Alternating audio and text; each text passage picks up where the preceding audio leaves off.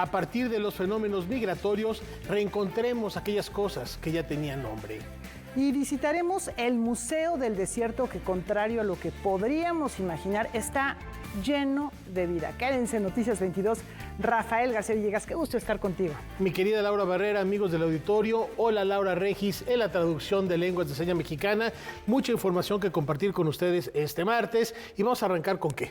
Con una televisora hermana. Canal 11 continúa con la fiesta por sus primeros 65 años. Canal 11 presenta una videoinstalación en el Salón Venustiano Carranza del Complejo Cultural Los Pinos. En 5 minutos se recorre parte de la historia de la televisora del IPN. Fue un poco de todo lo que quisimos hacer, es pues mostrar primero que nada por lo que la gente por muchos años ha recordado el 11, mostrar lo que hemos hecho ahorita y mostrar también programas que no necesariamente fueron tan recordados, pero que sin duda forman parte crucial de la historia del 11 y que para mucha gente significan pues mucho. Lo que creo es que sí se logra mostrar un mosaico de lo que ha sido, lo que es y lo que busca hacer. Aquí nos tocó vivir. 11 niños y Pingu son algunas de las imágenes que se pueden ver en las pantallas instaladas y que nos remontan a un pasado compartido con la televisora. Nuestro lema es 65 años de historias y lo que le apostamos con este lema es que pues justamente todos los programas que tiene el 11, todas estas cosas que se muestran, pues al final de cuentas son personas que comparten una parte de sí o que comparten una vivencia y pues al final de cuentas todo lo que está en las videotecas y todos los programas se componen de historias de toda la gente, historias que fueron parte de ellos al contarlas o que los programas fueron parte de su historia. Noticias 22, Alberto Aranda. De marzo a mayo, las artes escénicas se apoderan de la ciudad con un solo fin. Así es, celebrar a las infancias y sus derechos. Esta mañana, en el foyer del Teatro de la Ciudad de Esperanza Iris, se anunció el Programa General de Actividades de la tercera Fiesta de las Infancias y sus Derechos, ciclo de artes escénicas enfocado a promover y garantizar el acceso a la cultura. El sistema de teatros durante los últimos años se ha consolidado como uno de los espacios donde se presentan la diversidad de las artes escénicas en todos los espacios. Viendo, digamos, qué público nos faltaba enfatizar, no porque no programáramos teatro para infancias o artes escénicas para infancias, sino como pudiendo focalizar una programación que enfatice el tema de sus derechos culturales, de sus propias búsquedas de identidad. Espectáculos de danza, circo, teatro, música y clown con compañías de Brasil, España, Argentina y México se verán en el programa de este año. Serán 8 propuestas distintas en recintos como el Teatro Benito Juárez, el Teatro Sergio Magaña, el propio Esperanza Iris, así como también diferentes lugares públicos de la Ciudad de México. Entre toda la programación estamos sumando 35 funciones que estarán corriendo pues desde abril, un poco hasta mayo alcanzamos a lo largo de estas 35 funciones. Los sábados y domingos está el programa de teatro en plazas públicas y las funciones en el Teatro Sergio Magaña y Teatro Benito Juárez. Zuncán, serpiente protectora de cenotes, de Andrómeda Mejía, El Pozo de los Mil Demonios de Maribel Carrasco o la Fiesta Tucumpá de la compañía Pimpau son solo algunas de las propuestas de las que el público podrá disfrutar en esta tercera edición. El programa ya está disponible en línea a través de teatros.cultura.cdmx.gov.mx. Les invitaría a que revisen la cartelera del programa de teatro en plazas públicas Teatro en tu Barrio, donde tenemos funciones en el Centro Histórico y en otras alcaldías. Para Noticias 22, Rodrigo Peredo. Ciencia, agricultura, tradición, usos y costumbres. Aquí se exaltan los vínculos entre la mujer y el agua. Con motivo del Día Mundial del Agua, el catálogo digital Memórica ha realizado una exposición virtual de fotografía titulada Mujeres y Agua, en donde se realiza un breve esbozo de la invaluable contribución de las mujeres en diversos ámbitos relacionados con el uso y la gestión del agua. La exposición virtual ya está disponible y podemos acceder a ella a través de la página web memoricamexico.gov.mx. Es una colaboración entre Memórica y el Archivo Histórico y Biblioteca Central del Agua, que ellos forman parte de la Conagua. Entonces, nos dan parte de las fotografías de su archivo desde 1917 hasta 1977, como parte de un homenaje, ¿no? A esta labor que han hecho las mujeres en las gestiones del agua, ¿no? Para que siempre lleguen a sus hogares. Y pues bueno, esto ha sido desde siempre y hasta la actualidad, aunque ya tenemos infraestructura y todo, pues las mujeres siguen, ¿no? a cargo de estas labores de gestión del agua en los hogares. La muestra fotográfica, que reúne 40 imágenes, es un recorrido histórico dividido en 4 salas. La primera sala muestra las infancias y los usos y costumbres. En la segunda vemos los aportes científicos vinculados al agua. En la tercera, las labores en la agricultura. Y en la última podemos ver otras actividades y acciones relacionadas a este recurso. En la última sala podemos ver talleres de capacitación y acciones que llevó a cabo la Secretaría de Recursos Hidráulicos para ayudar sobre todo a la población rural a aprender apicultura, ¿no? A aprender a hacer conservas, o sea, como estos oficios vinculados al agua y a la agricultura que pues ayudaban a la población rural en general. La exposición virtual busca un reconocimiento para las mujeres que han luchado para crear condiciones de empoderamiento y de inclusión en el sector de los recursos hidráulicos. El objetivo es visibilizar justo estas labores de las mujeres que van, te lo decía, ¿no? Desde el acarreo hacia los hogares, pero también vinculadas a actividades profesionales, ¿no? Actividades agrícolas en las que a lo mejor pensamos en el campesino hombre, ¿no? O el científico hombre, y no, o sea, saber que las mujeres también están detrás de estos espacios. Creo que todavía hay un área de oportunidad en brindarles espacios de decisión en materia de agua, ¿no? En la cuestión de políticas públicas. Sin embargo, pues ellas han estado siempre en pie de lucha, ¿no? Defendiendo el agua y haciendo estas actividades. Memórica nos hace una cordial invitación para visitar esta increíble exposición fotográfica virtual, Mujeres y Agua. Para Noticias 22, Diana Obispo. Les platicamos que en 1982 la UNESCO proclamó el 29 de abril como el Día Internacional de la Danza. Sí, pero un día no basta para reconocer una de las formas artísticas más antiguas y expresivas de la humanidad. Para el Día Internacional de la Danza, el INVAL ha organizado un intenso programa que se extenderá todo el mes de abril y que llevará por título Viva la Danza, Viva, en el que participarán más de 300 artistas. Los primeros días de abril se presentará Leviatán Dance Project con piezas de El Corsario, Diana y Acción, Sanatella, Las Llamas de París, así como el estreno de piezas neoclásicas. Leviatán Dance Project ha preparado un poco de lo mismo del eje de trabajo que tenemos, que es realizar una gala de danza que incorpora elementos del repertorio clásico, así como de coreografías de nueva creación. Las unimos todas para ofrecerle al público la diversificación de la danza clásica en la actualidad. Le seguirá la compañía Kamsa, espacio de danza y creación escénica que está celebrando 15 años de trabajo. Kamsa se ha como abocado a lo largo de estos 15 años a generar un lenguaje de movimiento propio. Cabe dentro de lo que es la danza contemporánea, pero tiene raíces muy profundas en nuestras tradiciones mexicanas, que incluyen danzas de Medio Oriente, danzas del norte de África, danzas incluso de la India. Entonces, estamos hablando de danza etnocontemporánea. Por último, Alma Cimarrón, danza experimental, nos recordará nuestra raíz negra. Nosotros traemos un programa llamado Sonidos que trajo el mar.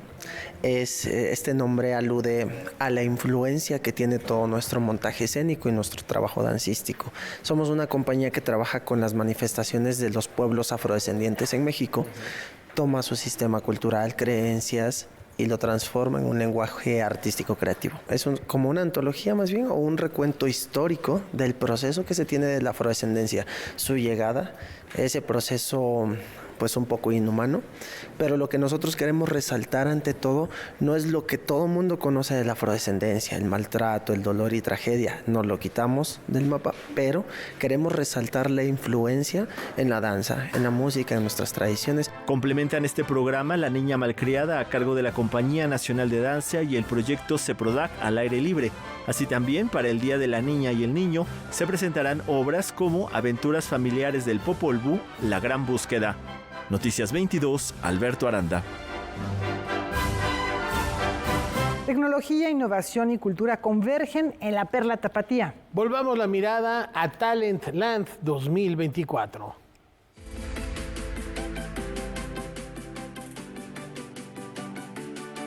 Nuevos retos e inigualables conferencistas impulsarán la innovación entre los jóvenes con la 7ª edición de Jalisco Talent Land. Se trata de un foro de conocimiento, aprendizaje, oportunidades y conexión que consagran el talento de quienes participan desde diversas disciplinas en las competencias.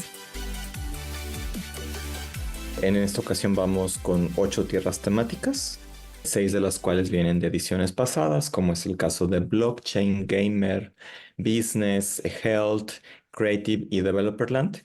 Y en esta ocasión, presentando ya en formato de tierra Artificial Intelligence Land y otra que denominamos Investorland. Este 2024, Talent Land tendrá la asistencia de más de 40,000 talentos, 6,000 de los cuales acamparán en el evento. Contará con un despliegue de 1,500 horas de contenido y con 12 escenarios, uno de ellos principal, que tendrán actividades de manera simultánea. Los asistentes podrán sumergirse en sesiones interactivas en las que podrán discutir y descubrir herramientas de la inteligencia artificial, adentrarse en las últimas tendencias y evoluciones punteras de la realidad virtual y de los videojuegos, explorar las fronteras de la medicina y biotecnología que están transformando la atención médica y ser testigos de las competencias entre emprendedores. Estamos impulsando en conjunto con un aliado una competencia que hemos denominado Prompt Battle. Queremos que se genere arte en inteligencia artificial a partir de los famosos prompts, ¿no? Que tú bien sabes, Karen, que yo puedo escribir alguna situación y tú algo similar y a los dos nos va a arrojar algo totalmente distinto porque depende de qué tanta descripción hagamos. Por supuesto, este año también llegará el tradicional hackathon que ofrecerá premios que superan los 600,000 pesos. Competencia contrarreloj que desafía a los participantes a resolver problemáticas a través del desarrollo de tecnologías innovadoras. Además, se presentarán los DJs más representativos de América Latina.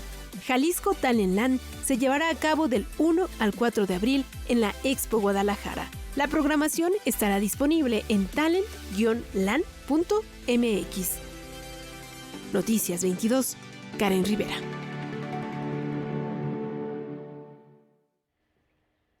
Su nombre es sinónimo de grandeza. Y su legado de inmortalidad.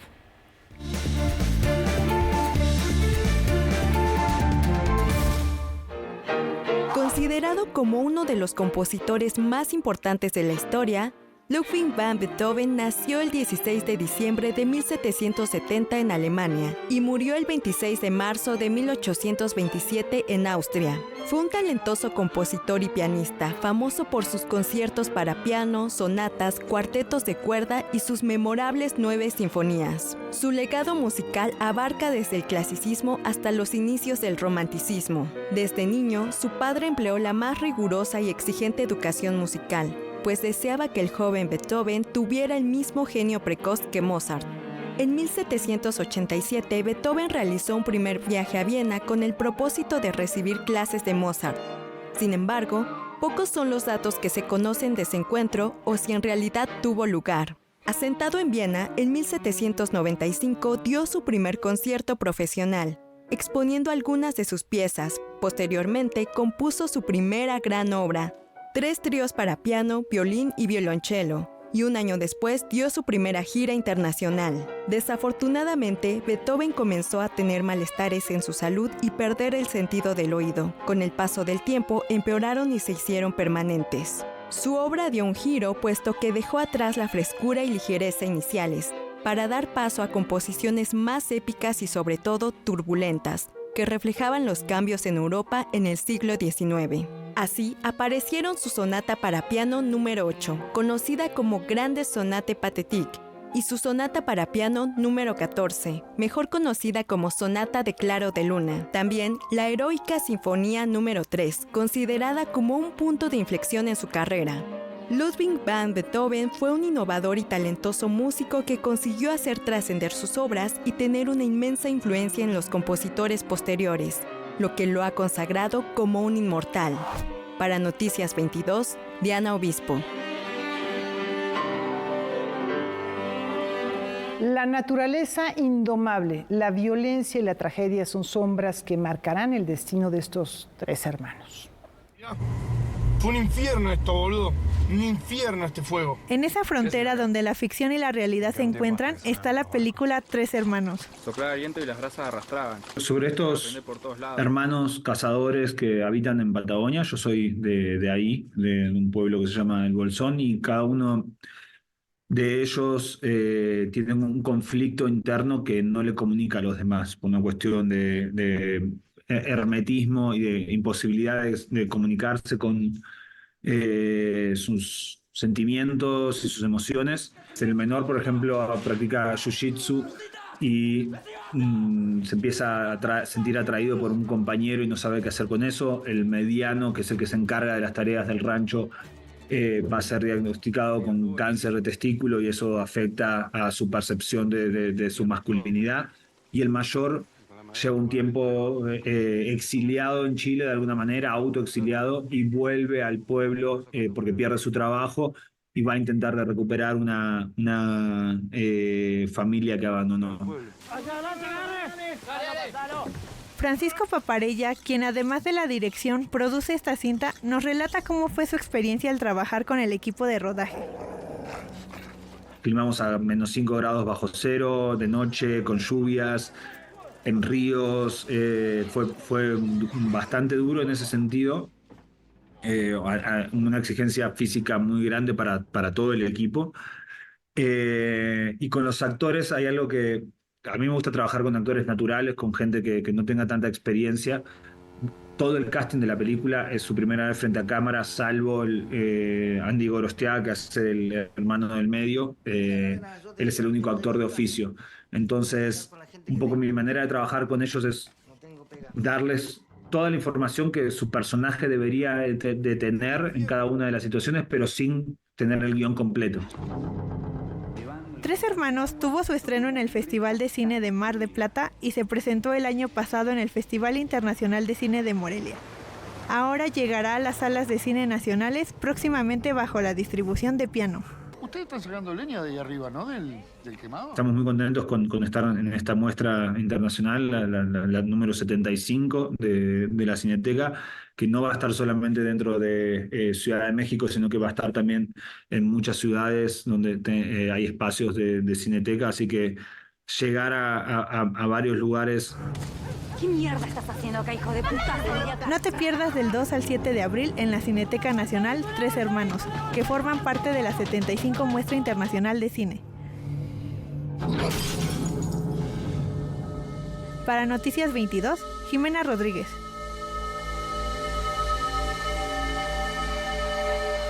Ahora viajemos al norte del país y dejemos que nos conquisten las riquezas del desierto.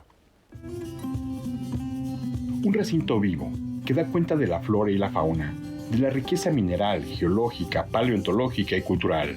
El Museo del Desierto Chihuahuense cumplió 14 años este 20 de marzo y lo conmemoró con una serie de actividades que se prolongaron hasta el día 22. Iniciamos con una ponencia sobre cultura del agua. Ahí nos acompañó los coordinadores de cultura del agua de aquí de Delicias. También estuvimos con talleres educativos referentes a la temática del museo. El Museo del Desierto Chihuahuense cuenta con 4 salas que llevan al visitante por un recorrido en el que se muestran animales vivos y una colección de restos de dinosaurios. Otra sala muestra la era de hielo y una cueva con arte rupestre, cristales y otras muestras geológicas. Exhibición de plantas, animales, poblaciones ancestrales que han tenido una clara orientación. A lo largo de estos 14 años, el principal labor de nosotros ha sido la educación, lo de la parte científica, la cultura del desierto, dar a conocer esa parte. El museo tiene una ventaja bien bonita que en cada una de las salas vemos reflejada la currícula educativa. Entonces nosotros en esa parte nos hemos centrado para atraer a las escuelas, que es nuestro principal mercado en las escuelas, y ver la importancia de afianzar la parte educativa en la escuela con verlo ya palpable en el museo.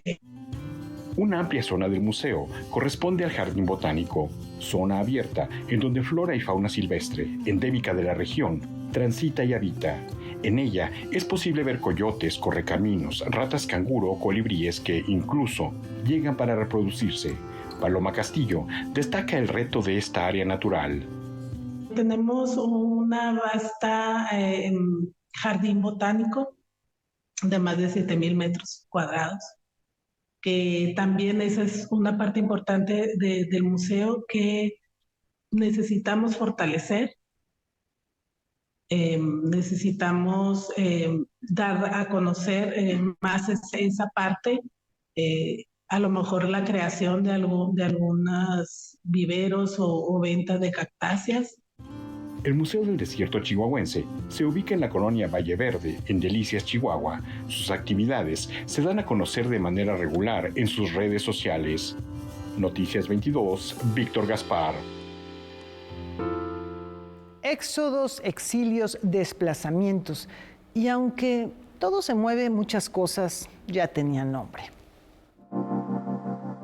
Pensar a la migración como una metáfora en continua expansión, desde los distintos rostros que la componen y a partir del trabajo de artistas de diferentes regiones del mundo, es la premisa de la muestra Lo que ya tenía nombre, que exhibe el Centro Cultural de España en México. Todo, en una u otra escala, se mueve y migra, ya sea inerte o vivo, el mundo cambia. Así lo exhibe esta muestra en la que 13 artistas presentan obras de diversos formatos artísticos, como la fotografía, la acuarela y la instalación, que exploran el fenómeno de la migración desde lo social, lo geográfico y lo ecológico. En la diversidad de propuestas nos podemos encontrar desde propuestas como la que tenemos aquí hasta el fondo, que es una propuesta llevada a cabo en Palestina, jugándose la vida el artista enfrente de un francotirador, a propuestas como las que implican, en este caso esa propuesta de mía, de Isidro López Aparicio, pero tenemos de Mori, que él ha ido intercambiando camisas con personas que hacen lo que él llama micromigraciones dentro de la propia Ciudad de México, y él intercambia con él su camiseta y esas camisetas la interviene, y aquí en la exposición la gente podrá también cambiar y continuar ese intercambio constante y natural. Quisimos pensar la migración como una metáfora, no quedarnos únicamente con un fenómeno migratorio exclusivo del ser humano o exclusivo de México o exclusivo de Centroamérica, sino acercarnos a que es algo que está intrínseco en la vida. Desde Alejandra Aragón de México hasta Antonio Alarcón de Chile, pasando por Omar Pimienta, Valeriano López, Elizabeth Ross y Nuria Güell, son parte de los artistas que participan en la muestra, en la que también se pueden observar proyectos de investigación de la UNAM sobre la migración de aves que mueren por la intervención humana y la construcción de edificios, y una pieza de ensayo migrante realizada por Abril Castro en colaboración con José Luis Martínez. Lo que hicimos fue jugar con los tropiezos de la memoria y recordar desde la visualidad y yo desde el texto en un poema coral lo que ha sido la migración de mi familia. Muchas veces nos fijamos excesivamente en detalles, sucesos, y sin embargo el mundo de manera natural es migrante. O sea, no solamente el ser humano, sino cualquier ser vivo, e incluso la propia naturaleza tiende a movimiento. Es el ser humano en su necesidad de impedir los movimientos la que genera situaciones traumáticas. Lo que ya tenía nombre podrá visitarse en este recinto ubicado en República de Guatemala, número 18, Colonia Centro Histórico, hasta junio. Con imágenes de Luis Óscar López y Francisco Hidalgo, reportó Karen Rivera. Ahora recordemos a una de las leyendas del séptimo arte nacional. En Coahuila, un 26 de marzo de 1904, nació Emilio Fernández Romo, destinado a una carrera en la dirección y actuación cinematográfica. La vida de quien después sería conocido como Emilio el Indio Fernández estuvo marcada por la Revolución Mexicana y la consolidación del país, al ser un hijo de un coronel revolucionario y de una mujer de origen kicapú. Su ingreso al cine fue como extra en la película Torrent de 1926, al lado de Greta Garbo, inicio de una prolífica carrera que se extendió hasta su muerte el 6 de agosto de 1986. La época revolucionaria y su exilio en los Estados Unidos estuvieron presentes en su pasión por el séptimo arte. Dirigió más de 40 películas entre 1942 y 1979. Destacan entre muchas cintas María Candelaria de 1944, cinta que recibió la Palma de Oro en el Festival de Cine de Cannes.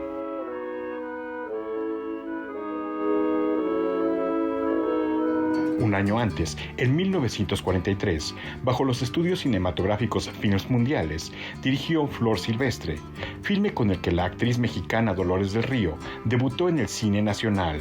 Cuando el señor cura nos dio la bendición, para mí desapareció todo en el mundo.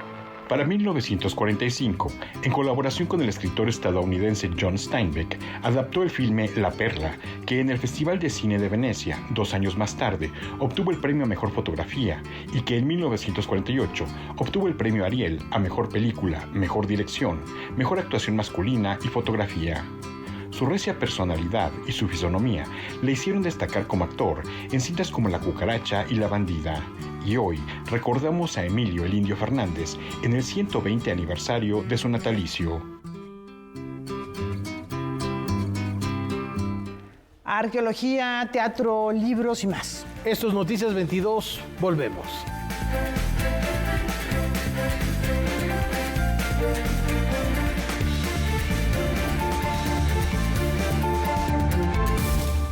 Hoy, la ciudad no funciona. La inseguridad, la falta de agua y un metro que se cae a pedazos. Pero ya nos quitamos la venda de los ojos. Recuperaremos nuestra ciudad. Nos tienen miedo, se encierran, se esconden, pero ni con sus claras incompetencias van a detener el cambio que viene. Somos la resistencia, somos el cambio. Santiago Taboada, candidato a jefe de gobierno. El cambio viene. Coalición va por la Ciudad de México. El PRI sí resuelve. Vota PRI. Defender una nación ordenada, unida, libre y en paz. Fue así en la defensa del INE y los poderes de la Suprema Corte. Luchamos por el regreso del Seguro Popular, las estancias infantiles y tener medicamentos para todas y todos. Apoyamos el Fondo de Emergencia de Desastres Naturales y exigimos atención a las víctimas del huracán Otis.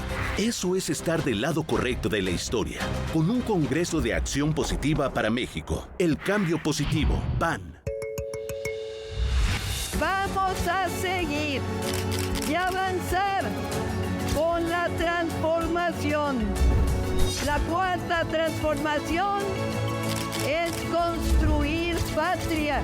Amo a mi patria y amo a mi pueblo. ¡Que viva México! ¡Que viva México! ¡Que viva México!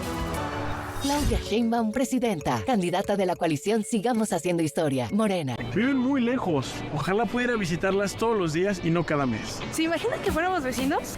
Sería increíble. Podríamos salir juntos al parque, ver películas juntos y hacer la cena juntos. Y además Mike, Uriel y Diego podrían vivir aquí. Sería como en series de televisión.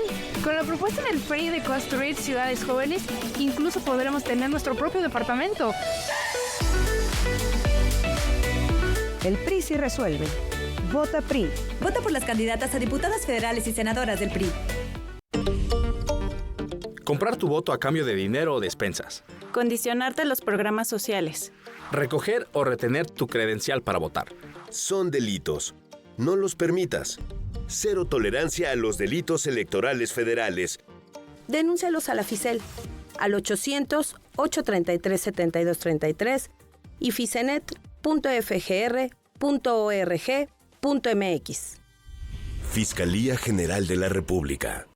Si fuera parte del Congreso de la Unión, trabajaría para mejorar nuestras comunidades indígenas, para acabar con todas las formas de discriminación, para que todas y todos tengamos las mismas oportunidades. Gracias a las acciones que implementa el INE en las elecciones del 2024, por primera vez personas indígenas, afromexicanas con discapacidad, de la diversidad sexual y migrantes residentes en el extranjero podrán ser postuladas al Congreso de la Unión por los partidos políticos y coaliciones. Por un México que reconozca y celebre su diversidad.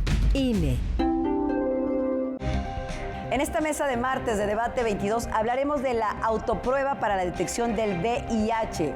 Ya fue autorizada en México por la COFEPRIS. Me acompaña Brenda Crabtree. ¿Cómo estás, infectóloga? Buenas noches. Sí, hablaremos de la evidencia científica sobre las autopruebas de VIH y los retos en la implementación aquí en México. Y me acompaña también, ¿cómo estás, Ricardo Baruch, experto en salud pública y derechos humanos? ¿Qué tal, Gaby? Un gusto. Y pues también estaremos hablando de la importancia sobre hacernos la prueba si tenemos una vida sexual activa. Los esperamos, mesa de martes de Debate 22. Hoy, 22 horas.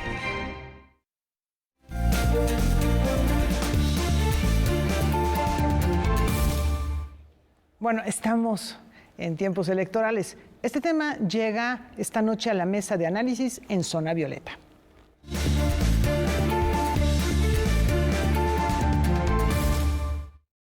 Durante este año se va a celebrar el mayor ciclo electoral global de la historia. La mitad de la población va a ir a votar.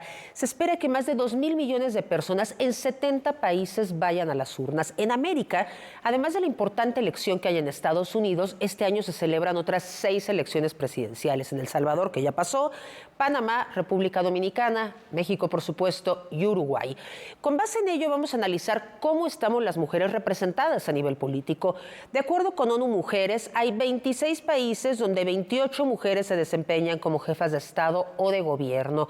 Al ritmo actual, la igualdad de género en las más altas esferas de decisión no se va a lograr por otros 130 años. Solo 15 países están presididos por una jefa de Estado, 16 países tienen jefas de gobierno. Datos recopilados por primera vez por ONU Mujeres muestran que las mujeres representan el 22.8% de los miembros de gabinete dirigiendo ministerios a nivel mundial en el área política. Solo hay 13 mujeres, 13 países en los que ocupan las mujeres el 50% o más de los puestos de ministras de gabinete que dirigen estas áreas políticas. Son solo 6 países que tienen un 50% o más de mujeres en el Parlamento, en cámaras bajas o parlamentos unicamerales. Y nosotros creeríamos que son los países nórdicos, pero no lo son.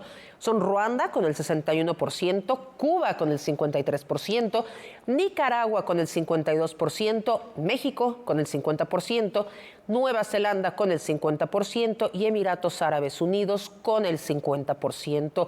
Con el nivel de avance actual, la paridad de género en los cuerpos legislativos nacionales no se va a lograr antes de 2063. Y bueno, en México las elecciones del próximo 2 de junio son consideradas las más grandes de la historia y para elecciones en curso se van a disputar 20.375 cargos de elección popular, de los cuales la mitad deben de ser para mujeres candidatas. Hay 3 candidatas presidenciales, 2 de ellas son mujeres. En la jornada del 2 de junio se van a renovar 9 gubernaturas, entre ellas la de la jefatura de la Ciudad de México. No obstante, ya tenemos 9 estados encabezados por una mujer: Guerrero, Baja California, Colima, Estado de México, Campeche, Tlaxcala, Aguascalientes, Chihuahua y Quintana Roo. La igual representación de hombres y mujeres en la política no es un problema ni una reivindicación de las mujeres, es una necesidad de la democracia y también un instrumento para el desarrollo inclusivo y sostenible. Con un llamado a frenar los discursos y crímenes de odio, todo está listo para la Marcha del Orgullo. Con una conferencia de prensa por parte de los organizadores, se confirmó el sábado 29 de junio como la fecha para la Marcha del Orgullo LGBTQAP+ 2024. Esta 46ª edición partirá, como es tradicional, del Ángel de la Independencia y culminará en el Zócalo capitalino. Su coordinador general nos da a conocer el lema de este año. Este año la exigencia principal es el alto a los discursos y crímenes de odio por orientación sexual, por identidad de género, por expresión de género. Y el comité ha elegido como lema este año: ante el Estado opresor y la sociedad indiferente, exigimos vivir dignamente. Esa será la consigna. Con una estimación por parte del gobierno capitalino de 250,000 asistentes a la Marcha del Orgullo en 2023, pero un cálculo de casi el doble por parte de los organizadores, la edición 46 de la Marcha del Orgullo fue presentada en el Museo Memoria y Tolerancia. Evidentemente la comunicación con el gobierno de la ciudad es clave. Siempre el apoyo del gobierno de la ciudad nos ha ayudado a poder mantener el flujo de la marcha, garantizar también la seguridad.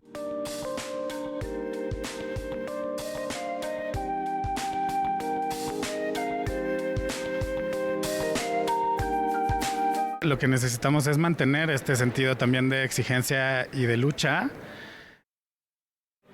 que si bien vamos a celebrar toda la identidad, creo que sí se ha desviado un poco en los últimos años también mucho más hacia el chisme, hacia el espectáculo, hacia otras cosas que no son lo que realmente importa cuando hablamos de la Marcha del Orgullo, porque al final la Marcha del Orgullo es un movimiento social histórico que existe para buscar la igualdad de derechos y oportunidades para las personas de la diversidad sexual y de género. La 46ª Marcha del Orgullo LGBTTIQAP+, de la Ciudad de México, se llevará a cabo el sábado 29 de junio. Noticias 22, Víctor Gaspar. Enseguida conozcamos la historia de uno de los primeros libaneses en migrar a México y el impacto que tuvo esta llegada a nuestro país. Por más de 4 años, la historiadora María Isabel Grañén Porrúa se dedicó a investigar y a seguir las pistas que la llevaron a descubrir la vida y obra del periodista libanés y fundador del diario Al-Jawater, José Elú, uno de los primeros libaneses en migrar a México y cuya historia la comparte en el libro titulado La dulce tinta de Al-Jawater, las ideas. Lo titulé La dulce tinta de Al-Jawater, las ideas, porque Helú en árabe significa dulce, y su escritura fue la miel derramada en su periódico. En él dejó la huella de sus poemas, opiniones, anhelos, sentimientos, gustos, descripciones de viaje, los momentos más entrañables de su familia, las añoranzas de su tierra, sus deseos, encuentros y desencantos. Es un testimonio del trabajo en el que no solo incluye análisis sobre los problemas de la época. También, José se manifestó a través de poemas y textos emotivos que hizo el escritor libanés durante las 3 décadas que estuvo al frente del diario, quien debido a la Primera Guerra Mundial tuvo que salir de su país junto con su esposa. El protagonista de la historia es el abuelo materno del empresario mexicano Alfredo Harp Elú. El último viaje que hicimos al Líbano en el 2022, María Isabel se encargó de ver los lugares que hablaba mucho mi abuelo. Y bueno, pues ahí estaba regresando la época. Además de acercarse a la biografía del periodista, las páginas de esta publicación abordan la historia de la comunidad libanesa. A la par de esta publicación, nació el cuento Los poderes de mis bisabuelos, una iniciativa que nació de la hija de la historiadora, Mira Harp Grañén, quien quiso darle voz a su bisabuela, Wadia Ata. Había algo en ella que me interesaba mucho. Y aunque ella no dejó por escrito qué había hecho en su vida, ella no escribió un periódico, ella no escribió cada día de su vida, igual en el silencio quise encontrarla. Que esta combinación entre las historias que yo le contaba y lo que ella imaginaba, pues podían sacar este libro tan bonito. Este texto, creado a la limón, está ilustrado por Fernanda Narchi Harp. Mi bisabuela era una mujer, como diría una amiga nuestra, aparentemente ordinaria, pero que en realidad es extraordinaria y tiene unos poderes sobrenaturales, como se ve durante este libro. Estas publicaciones ya están disponibles. Con imágenes de Daniel Rodríguez y Juan Carlos Valencia, informó Óscar Cortés. Y la invitación está hecha para cruzar el umbral de lo abstracto. A diferencia de contemporáneos suyos como José Luis Cuevas, el pintor Enrique Echeverría tenía fama de ser un hombre sobrio, serio y discreto, pero también era reconocida su congruencia artística y su deseo continuo de experimentación. Su prematura muerte a los 49 años truncó una trayectoria prometedora e impidió que fuera más y mejor conocido. A 52 años de su partida, el Museo de Arte Moderno nos abre una ventana a su universo plástico por medio de la exposición Enrique Echeverría, el umbral de lo abstracto. La exposición aborda varias de las etapas creativas de Enrique, y la idea era explorar cómo desarrolla su dinámico lenguaje plástico. Durante toda su vida estuvo experimentando y explorando a través de diversas corrientes. No temía como ir y regresar y volver a experimentar. Dividida en 3 núcleos temáticos, la exposición está integrada por alrededor de 80 obras provenientes de la colección del Museo de Arte Moderno, del acervo de la propia familia Echeverría y de colecciones privadas. A través de piezas representativas de todas las etapas de su vida creativa, podremos apreciar la evolución en su paleta de colores, su transición gradual del arte figurativo a la pintura abstracta y su compromiso con la exploración formal. Y es hacia los 60s que empieza, digamos, como a perder la forma. Pero es hacia finales de esa década, más hacia los 70, que ahí completamente, y lo vemos en la exposición, pierde la forma por completo. Como que por fin se suelta y empezamos a ver más como paisajes naturales, pero también muy interiores, ¿no? U obras que hacen referencia a su interioridad. La exposición Enrique Echeverría, El umbral de lo abstracto, permanecerá en el Museo de Arte Moderno en la primera sección del Bosque de Chapultepec hasta el domingo 23 de junio. Noticias 22, César H. Meléndez. Tenemos libros. Vamos a ver qué llegó al buzón de Noticias 22 esta semana. Empezamos con Encender una hoguera de Jack London, un relato del ser humano frente a la naturaleza en su forma más cruda. Un hombre preso de su soberbia osa viajar a las inhóspitas tierras de Yukon en pleno invierno, solo en compañía de su perro. ¿Qué creen ustedes? ¿Sobrevivirá? Publica el Fondo de Cultura Económica. La reconciliación de Roberto Bolaño y la literatura de amistad en América Latina de José Ramón Ruiz Sánchez Serra. Una lectura sobre los precursores, amigos, desencuentros y enemigos declarados del autor chileno. Publica la UNAM. Y Salir a robar caballos de Per Peterson en pues este caso el septuagenario Trond decide alejarse del mundo e ir a vivir a una cabaña solo en compañía de su perro. Esto desatará recuerdos de su adolescencia y su paso hacia la edad adulta con el drama que esta transición conlleva. Publica Libros del Asteroide. Así que bueno, pues aquí están estas tres opciones. ¿Qué les parece? Rafa, ¿con cuál te quedas? Híjole, no sé si encender una hoguera o salir a robar caballos. Voy a adoptar un perro, voy a ver a cuál le va mejor. A ver. Y en una de esas tomamos la decisión. Suenan muy atractivas las tres, Laura. Ahí está la propuesta. Y cambiando de tema, esto se ha vuelto tendencia. Un barco derribó uno de los puentes más importantes de Baltimore.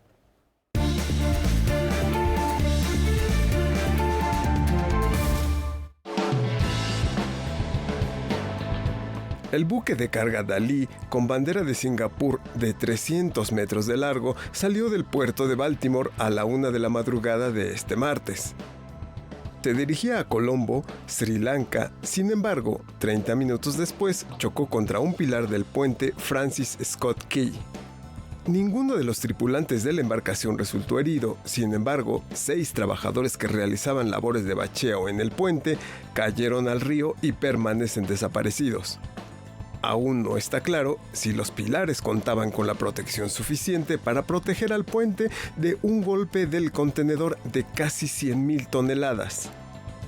El puerto de Baltimore ocupa el primer lugar en Estados Unidos en el mercado del automóvil, pues solamente en 2023 se embarcaron ahí 750,000 unidades.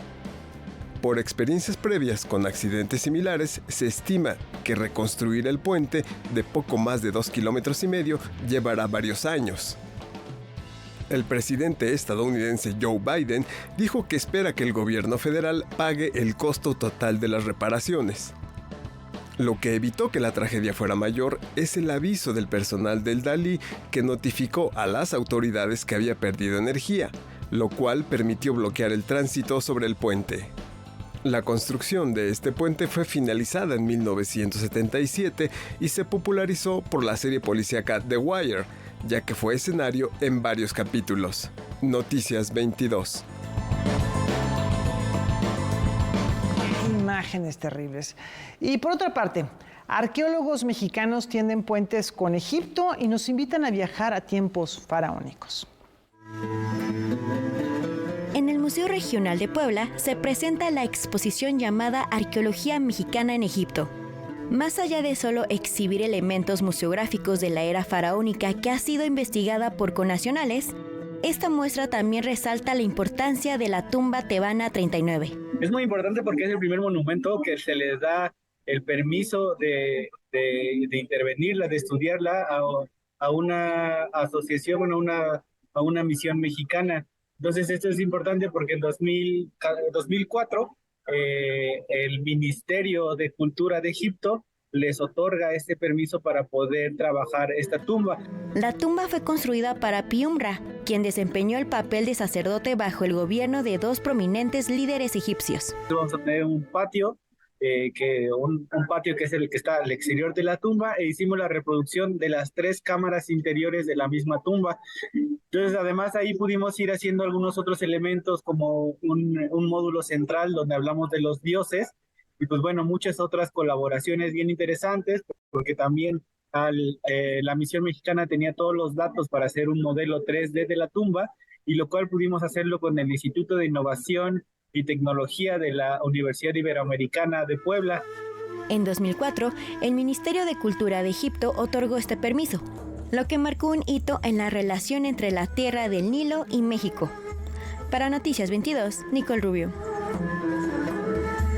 Ahora viajemos a tiempos de la Revolución Mexicana y descubramos los secretos epistolares entre el delegado apostólico de nuestro país y la secretaria de Estado, Vaticano. Desde la perspectiva de la psicohistoria y la psicología política, Guillermo de la Mari Toral presenta el libro Madero, la versión confidencial de la Iglesia 1911-1913, reportes políticos del delegado apostólico en México al Vaticano.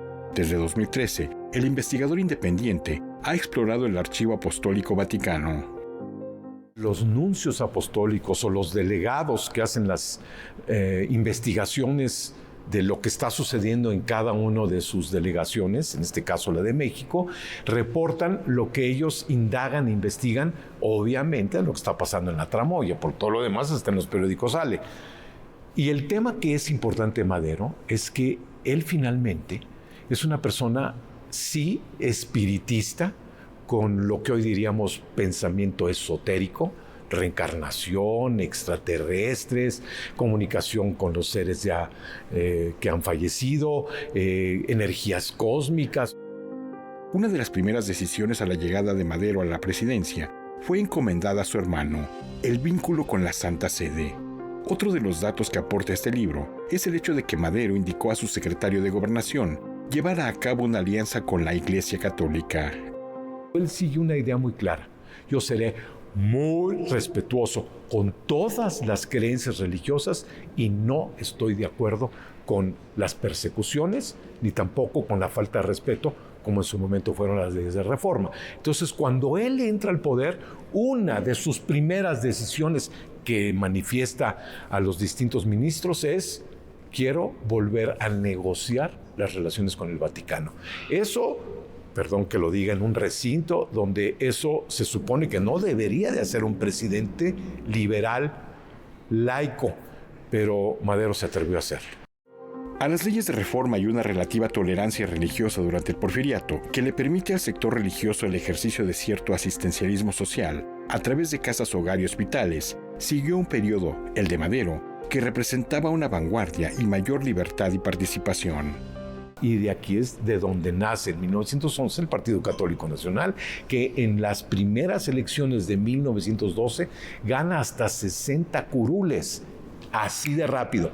Y claro, era tal la presencia de este Partido Católico que los enemigos del catolicismo, que el mismo Madero los llama jacobinos rabiosos, le obligan a Madero, que es otro de los datos históricos, a que lo reduzca a lo mínimo posible la presencia de los diputados católicos en la Cámara. Y lo redujeron de 60 que habían ganado en las urnas, lo redujeron a 25. Madero, la versión confidencial de la Iglesia, 1911-1913, reportes políticos del delegado apostólico en México al Vaticano, aparece en Santi Ediciones. Noticias 22, Víctor Gaspar. Bueno, esto es curioso. A pesar de ser tan dependientes de ellos, los teléfonos móviles poco figuran en nuestros sueños. ¿Por qué? ¿Te has preguntado por qué nunca sueñas con los celulares? Los expertos en psicología sugieren que los sueños reflejan nuestras emociones, conflictos internos y deseos más profundos. En ese sentido, los objetos y situaciones que aparecen suelen tener un significado más emocional o simbólico para nosotros. Los celulares son herramientas prácticas y funcionales que carecen de una carga emocional, o al menos para la mayoría de las personas. Solo en aquellas cuyas vidas están íntimamente ligadas a la tecnología, los dispositivos electrónicos pueden manifestarse en sueños como símbolos de comunicación, conexión con los demás o incluso ansiedad por la desconexión. En estos casos, la presencia del celular puede estar relacionada con los sentimientos y preocupaciones de la realidad. Si bien estos dispositivos son parte integral de nuestra vida cotidiana, aún no se han conectado a lo más profundo de nuestro ser, sobre todo en los adultos mayores, dado que la tecnología aún es novedosa para ellos, por lo que es muy común que nunca vayas a soñar con tu celular en la mano. Para Noticias 22, Evana Fonseca. Y hoy nos despedimos celebrando 74 años de un compositor que seguramente conocen y han disfrutado y los ha emocionado. Este autor neoyorquino se llama Alan Anthony Silvestri, Laura, famoso sobre todo por sus colaboraciones en el cine. Efectivamente, él inicia como intérprete de guitarra y otros instrumentos, sobre todo de viento. Se va al Berklee College of Music en Boston, pero como que no le gusta mucho eso y le empiezan a pedir por cuestiones azarosas colaboraciones para series de televisión de la época. Le empieza a ir muy bien, sin una formación propiamente de compositor, pero con una gran creatividad. Es talentosísimo. Muy asertivo, muy apropiadas sus músicas para tele, y de ahí pues Robert Zemeckis, otros cineastas le dicen, oye, pues vente a hacer mis bandas sonoras, y pues una explosión de creación sonora que pues ha dejado una gran huella. Volver al futuro, Forrest Gump, Avengers y un largo etcétera, Expreso Polar. Disfruten Alan Silvestri. Muchas gracias, nos vemos mañana.